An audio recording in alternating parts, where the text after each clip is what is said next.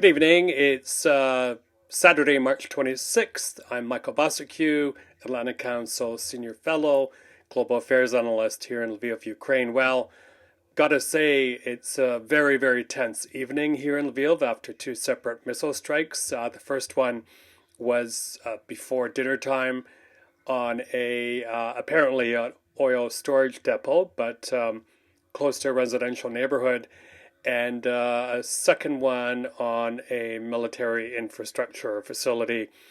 We know this because government officials have now reported back to the media about what was struck. And at a press briefing I was at just recently this evening, the mayor of Lviv, Andriy Sadovey, said that thankfully no deaths, but 5 people injured, and that the strikes landed in an area where other infrastructure such as schools were damaged. Oh, and by the way, I did actually hear the explosions from where I'm staying. Is that all of a sudden the feeling here among residents and among the 200,000 or so internally displaced people staying here is that the war has come to Lviv.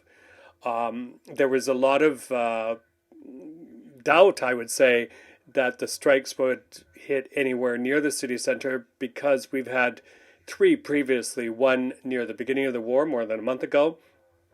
That was by a cruise missile at a military location but outside of the city. Then there was the second one in Yavaryov, that was north of here, still in Lviv Oblast, but closer to the Polish border.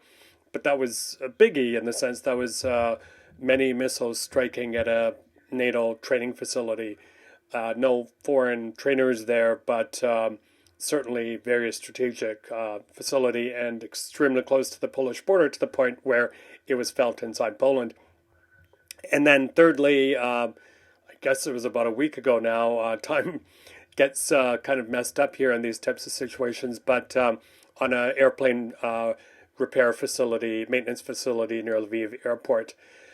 But I think former Ambassador Andriy Shevchenko put it very well again, that the feeling now is that the war has come to Lviv. And anecdotally, I really noticed a change in the mood here. The timing is sad also because one really felt yesterday, earlier today, the day before yesterday, that the city was roaring back to life. You've had shops and restaurants that have been closed for a long time reopening. The Renok Square here, I mean, you had those little choo-choo trains that, ferry tourists around coming back. So we'll see what happens tomorrow. But I did see anecdotally cars from outside the city, I can tell by their license plates, packing up and moving. So I think there'll be a lot of rethinking here among those who were seeking shelter in Lviv, whether to stay or to go elsewhere or even go over the border into Poland. Elsewhere in Ukraine, very big focus still on Mariupol. That city is continuing to be shelled very badly.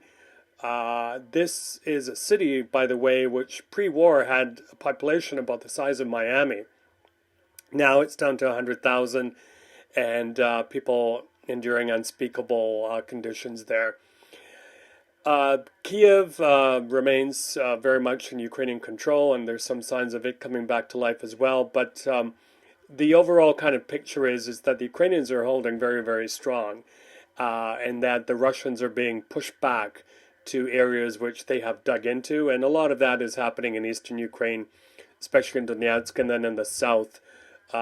Even Kherson could switch to full Ukrainian control. Remains to be seen. That'll be it for me. Michael Bociurkiw talking to you from Lviv, Ukraine on this Saturday evening. Stay safe, and please do follow my blog for more information there on what I'm seeing and hearing and some of my thoughts. Thank you. Bye-bye.